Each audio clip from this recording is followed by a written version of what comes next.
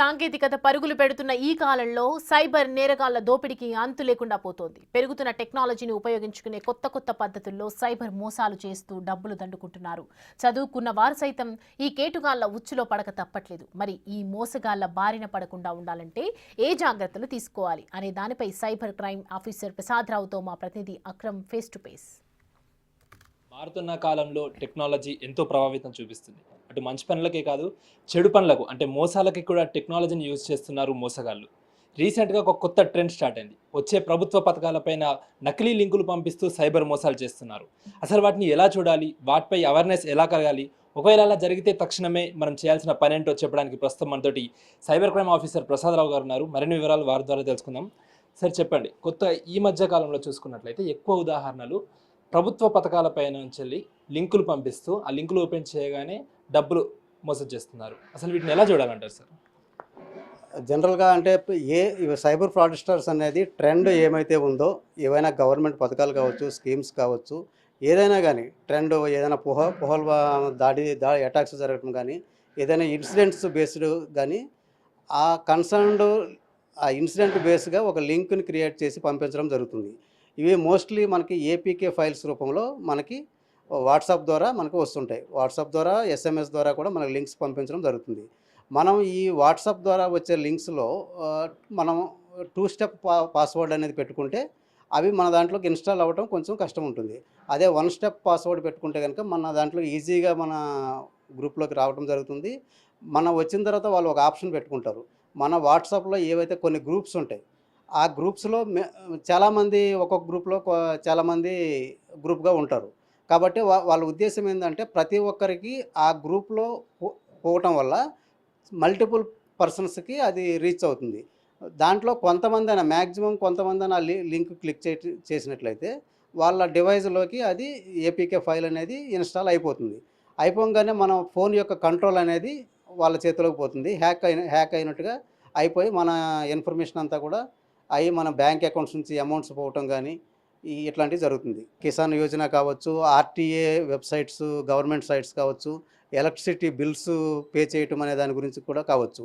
ఈ లింక్ ద్వారా ఏంటంటే ఈ పేమెంట్ ఇప్పుడు ఎలక్ట్రిసిటీ బిల్ కానీ, ఒక ట్రాఫిక్ చలానా కానీ మనం పేమెంట్ చేసినప్పుడు ఆ అమౌంట్ అనేది యాక్చువల్ జెన్యూన్ అకౌంట్లోకి పోకుండా వీళ్ళ ఫ్రాడ్స్టర్ అకౌంట్లోకి పోయే అవకాశం ఉంది.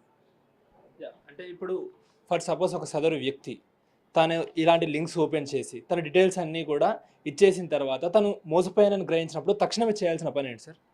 యాక్చువల్గా దీని అందరికీ కూడా మనం అవేర్నెస్ ప్రోగ్రామ్స్ అనేది కండక్ట్ చేస్తున్నాము.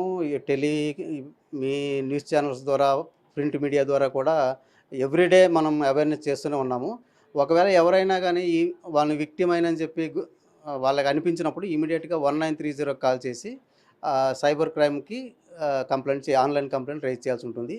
ఇమీడియట్గా దానికి ఒక అక్నాలజ్మెంట్ జనరేట్ అవుతుంది. ఇమీడియట్గా మీ యొక్క ఫండ్స్, ఫైనాన్షియల్ అమౌంట్స్ ఏవైతే ఉన్నాయో ఎక్కడెక్కడికి ట్రాన్స్ఫర్ అయినాయో ఆ అకౌంట్స్లో హోల్డ్ చేయడం జరుగుతుంది. ఇదంతా ఇంటర్లింక్ ఉంటుంది. ఇండియన్ నేషనల్ లెవెల్లోన మన I4C ఉంటుంది, Delhi based ministry of home affairs కంట్రోల్లో పనిచేస్తుంది.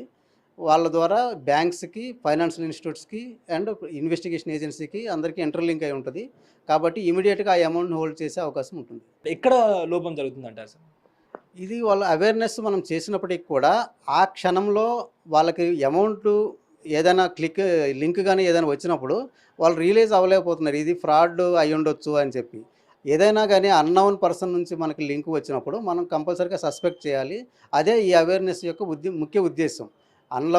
అన్నౌన్ లింక్స్ ఓపెన్ చేయకూడదు, అన్నౌన్స్ నుంచి కాల్స్ వచ్చినా అటెండ్ కాకూడదు అనేది దృష్టిలో పెట్టుకోవాలి. కానీ ఆ క్షణంలో వాళ్ళు ఆ యొక్క విచక్షణ కోల్పోతున్నారు. అది గుర్తు రావట్లేదు వాళ్ళకి. తద్వారా వాళ్ళ లింక్ ఓపెన్ చేయడం వల్ల తర్వాత ఫైనాన్షియల్ లాస్ జరుగుతుంది. అప్పుడు దెన్ ఓన్లీ దే రియలైజ్.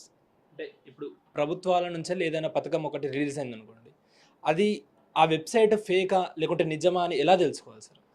యాక్చువల్గా ఇప్పుడు ఏ ప్రభుత్వ పథకాలు ఉన్నా కానీ మండల ఆఫీసులు కానీ, కలెక్టరేట్ ఆఫీసులు కానీ మనకి అందుబాటులో ఉంటాయి. మనకు సంబంధించిన పబ్లిక్ రిప్రజెంటేటివ్స్ కూడా మనకి ఉంటారు. వాళ్ళ ద్వారా కన్ఫర్మ్ చేసుకున్న తర్వాతనే దాని యొక్క సైట్లోకి వెళ్ళి మనం అడ్వాన్స్ అయితే బాగుంటుంది. ఒకవేళ డబ్బులు మోసపోయిన తర్వాత కంప్లైంట్ చేస్తారు, ఆ డబ్బులు రిటర్న్ వచ్చే అవకాశం ఉంటుందా? ఒకవేళ వస్తే ఆ ప్రాసెస్ ఎలా ఉంటుంది సార్? తప్పకుండా ఇమీడియట్గా కనుక అంటే ఇప్పుడు గోల్డెన్ అవర్ అని ఎంత క్విక్గా మనం ఆన్లైన్ కంప్లైంట్ రేజ్ చేస్తే అంత అదే ఫాస్ట్గా మనం అమౌంట్స్ని హోల్డ్ చేసే అవకాశం ఉంటుంది. ఆ హోల్డ్ అయిన అమౌంట్ అనేది మనం రిఫండ్ ద్వారా కేసు రిజిస్టర్ అయిన తర్వాత త్రూ కోర్టుల ద్వారా మనం కోర్టు ఆర్డర్ ద్వారా దాన్ని రిఫండ్ చేసే అవకాశం ఉంటుంది. కానీ దీంట్లో ఎటువంటి ఆలస్యం చేసినా కూడా ఆ ఫండ్స్ అనేవి మల్టిపుల్ లేయర్స్లోకి ట్రాన్స్ఫర్ అవటం అవుతుంది. అప్పుడు రికవరీ అనేది కొంచెం కష్టం అవుతుంది. సో అది చూస్తున్నారుగా, ఒకవేళ సైబర్ మోసం జరిగినట్టు గ్రహించినట్లయితే వెంటనే కంగారు పడకుండా 1930కి కాల్ చేసి ఫిర్యాదు చేయాలని చెప్తున్నారు. ఒకవేళ మోసపోయినట్లు అంటే డబ్బులు వెళ్ళినట్లు కూడా మోసం జరిగినట్లు గుర్తిస్తే ఆలస్యం చేయకుండా వచ్చి కూడా ఫిర్యాదు చేయాలంటూ కూడా ఎవరు భయపడాల్సిన అవసరం లేదంటూ కూడా సైబర్ క్రైమ్ ఆఫీసర్స్ చెప్తున్న పరిస్థితి కనిపిస్తోంది. వీడియో జర్నలిస్ట్ సంజయ్తో అక్రమ్.